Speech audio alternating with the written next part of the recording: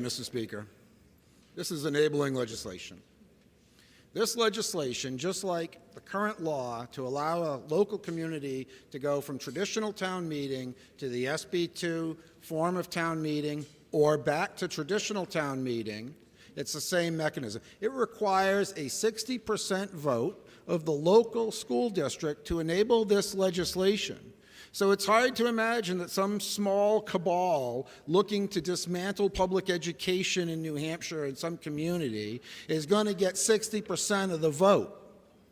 This is the vote of the people living in their own district to have their voice heard for their own self-determination to decide if they want some of the local education monies to be able to follow the child. It's easy ballot access, requires 25 signatures of registered voters from the community, so it's easy access. The question to enable and the question to disable the program in a district is defined in the RSA, so there wouldn't be any playing of games with how the question is worded. It's shall we vote to approve or shall we vote to discontinue?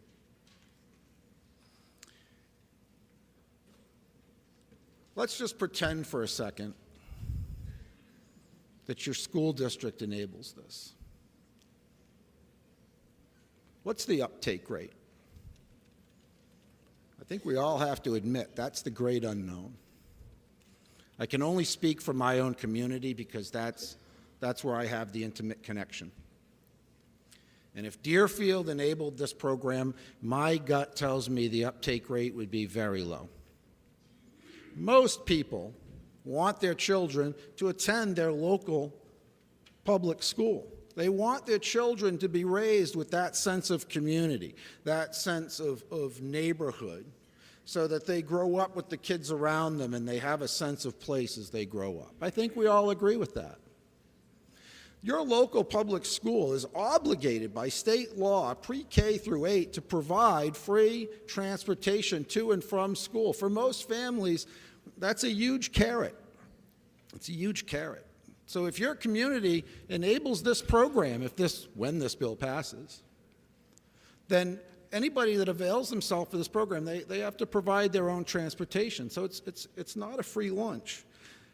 The only districts that would have to be a little bit nervous if this was enabled is if they have what the people in the district would deem a failing public school. It's not my opinion. My opinion on the quality of their public school has no bearing on this, right? It's the local community. And if a school district enables this and all of a sudden kids are fleeing their local district, doesn't that tell the local district? Isn't that a positive feedback loop that they are not providing the goods and services that the children and the families of that district want? And that is a feedback loop to improve public education. We hear about private schools and parochial schools. Well, there's nothing that would stop a family from taking this EFA grant and applying it to another public school. You know it's state law that local public schools can tuition in students from other districts if they so choose, right? And so most school districts in this state have a long run, decades run, of declining student population. So maybe this would be a good way for schools to attract more students to buoy their local public school system, right? It's not all doom and gloom. Let's not say that. Yeah, it's double state adequacy. It's double state adequacy. In this bill, if you enable it, a child that takes a local EFA is counted towards the average daily attendance, average daily membership of the school. So they are still considered a member of that local public school district. So the state adequacy flows to the district and then flows to the child. Flows to the student. And then the local district only has to match that amount. The vast majority of our school districts spend more than twice state adequacy to educate students today in their districts. That means that there is a reserve of revenue that still stays in the local school. You know, it's funny, right? When somebody says a kid's going to leave, a public school is 100% fixed cost. Oh my God, if a kid leaves, the funding unit goes and we can't make ends meet. But yet, when a kid shows up, it's all variable cost. Well, we didn't plan for that extra kid. It's going to cost all this extra money. Well, it can't be both ways, and it's not both ways. It's in the middle, and honestly, it depends on the school district. It depends on the finances of the school district. And this bill allows the local citizens of the school district to make this decision for them. Yeah, if you enable it and a kid participates, they're grandfathered in. You have to have a safety net for families. So you're going to enable this as a program, runs for a year, 2 years, 5 years, 10 years, and it gets disabled for whatever reason, right? Whatever the community decides.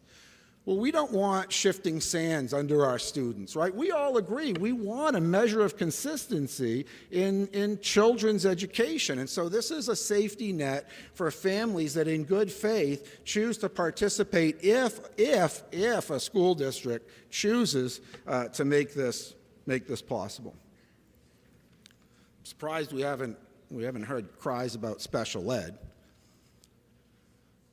Another beauty of this bill is that if the student qualifies for special ed services, it grants unilateral authority to the local school district to decide where and when special ed services will be delivered. So in other words, if Deerfield enabled this and I took my child out of the public school and went somewhere else, I can't tell the local school district, by the way, I want the speech pathologist down at the new school in Manchester on Tuesday at 9. I can't do that. The school district can tell me the speech pathologist will be available Tuesdays at 9 in the local school, right? So it adds fairness for everybody, and it doesn't change, it doesn't alter any of the special ed costs. Think about that. It doesn't change, doesn't alter any of the special ed costs by enabling or not enabling this legislation. It's for rich people. We do not means test public education in New Hampshire. When my children became of school age and I brought them to the Deerfield Community School, that's our local public school, they didn't say, well, excuse me, Mr. Verville, how much do you make a year?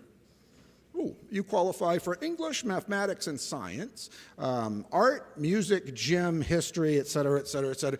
That's going to be a little extra because, you know, you're rich and we don't want to subsidize the education of your children. Public education is paying for the education of children of a community using public dollars.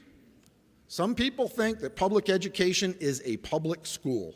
They think it's a building, but it's not. It's paying for the education of our children using public monies. And this bill stands that test. The rich already have options. State EFAs, they go a long ways. It's, I don't know, where's Representative, 4,500 a year state adequacy, somewhere around there right now, right? And that helps a lot of families that otherwise couldn't afford another option. This doubles that amount. It doubles state adequacy. That puts a huge spectrum of educational possibilities within reach of even the most financially struggling families in the state. The rich can already afford to send their kids to private school, okay?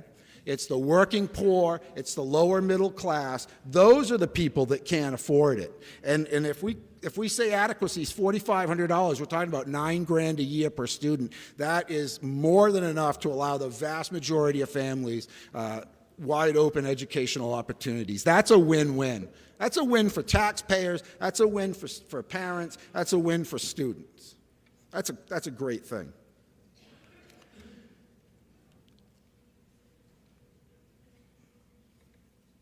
The other thing I'll say is we hear there's no accountability fiscally, right?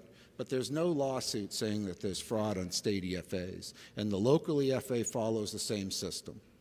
So the system seems to be working at the state level because there's no court cases bringing it down with all this fraud, so that's an accusation without any supporting evidence that I'm aware of. So let's not worry about that. And as for academic accountability, I was a little surprised by that. Perhaps the member of the Education Committee chose not to read the bill. Section 10, Part 3, lowercase d, number 3, to provide an annual record of education attainment by the students, they will take the statewide student assessment test. Any child that participates in a local EFA, if it's enabled, takes the statewide assessment test. Imagine that. We'd finally get that data set they've been asking for. They want to know, how are kids at private schools, religious schools, other schools doing? This would give us that. Because kids that choose to participate have to take the statewide assessment. We'd finally get that data. If for no other reason, I would vote for this bill, just to get that set of data. This is a great bill. It splits very carefully responsibility and fairness to school districts, as well as to parents and students, as well as taxpayers. If it's a runaway fiscal train, it won't be. But if it is, then the district disables it, right? It's that simple. It's not a small cabal of voters. It's 60% of the voters at the school district. So thank you, and please vote green on ought to pass. Thank you.